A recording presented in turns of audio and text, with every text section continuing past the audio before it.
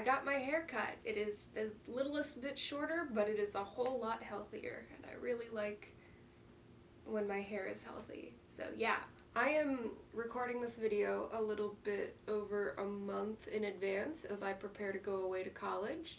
And I want to talk a little bit about Halloween because it is October. But as you're watching this, it's September right now, but you will be watching this in October. For a good chunk of my life, I've celebrated Halloween by going to haunted houses. Usually not on Halloween because people have like parties on Halloween, but like in October, I go to haunted houses like leading up to Halloween. The one place that I went to most often, you had to be 14 to go in, but don't tell anyone. But I used to go in before I was 14 because they didn't check ID because it's a haunted house. Yeah, I'm a little bit of a rebel like that. I really enjoy going to haunted houses. The one thing that I don't understand though is I've got a couple friends from around here that we would go into the haunted houses and they would get like overwhelmed and too scared and have to leave, which is fine. Haunted houses aren't for everyone. I understand that not everyone likes horror in general. But what I don't understand is that if for the past several years you've gone into the haunted house, started crying and have to leave, why would you do it again? I don't know. I guess it doesn't matter now because I'm going to college, so I will be going to new haunted houses with new groups of people. One of my friends from the area that I live in now is actually going to be a scare actor this year. Shout out to Casey. I've also thought about being a scare actor, but I decided that was a terrible idea, and I'm gonna tell you why.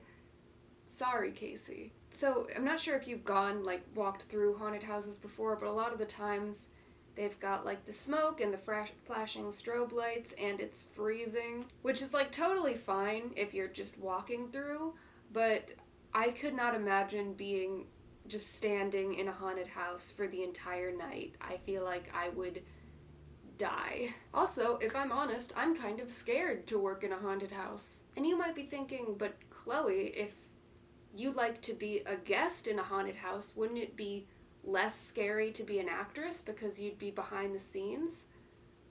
No, it wouldn't be less scary, and I'm gonna tell you why. As a guest in a haunted house, here are some things that I've heard people say before going into the haunted house that, by the way, just so that we're all on the same page, they paid to go in, and there's like an instruction thing that they tell you what's gonna happen inside before you pay. I don't want them to touch me. Why can they grab me but I can't grab them? If somebody scares me, I'll punch them. I don't care. And I just want to say that if you've said any of these things, you are a bad person. Let me explain. When you go to a haunted house, they tell you that the actors have the ability to grab you or scare you, but that you do not have the ability to grab them back. So when you pay for your ticket and enter the haunted house, you've consented to those terms. If you don't want them to scare you, and if you don't want them to grab you, don't go inside the haunted house. It's not that complicated. I totally respect it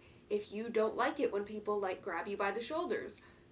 So don't enter, but you can't be mad at the actors for doing their job. And if you have so little self-control that you are going to physically assault an actor who's doing the job you paid them to do,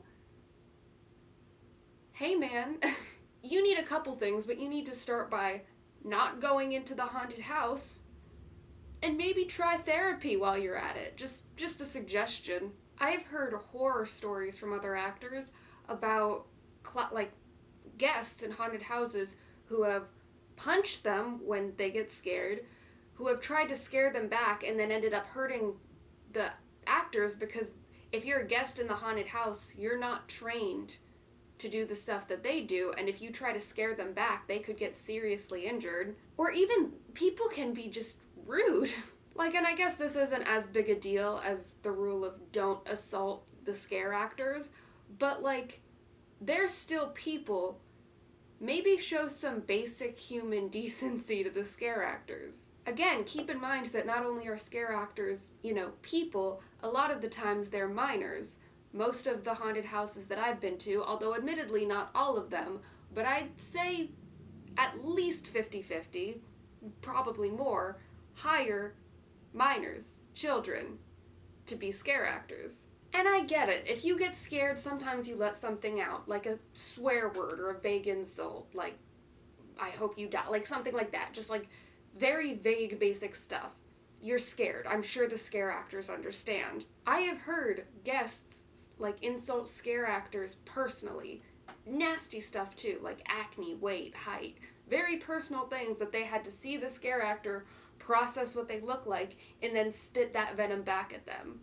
That's nasty. That's a horrible thing to do. Like I said, these are often teenagers and children who are wearing a full costume and makeup, sitting in a tight space, breathing in smoke while they have strobe lights flashing down at them for an entire night, just so that you can have a fun night. Like I said, I really enjoy haunted houses, and I plan to go to many haunted houses once I get up to college.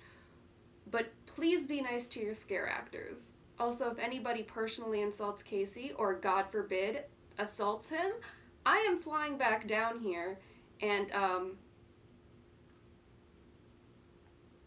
well, I don't know what I'm gonna do, but you are not gonna like it. I will unleash my wrath.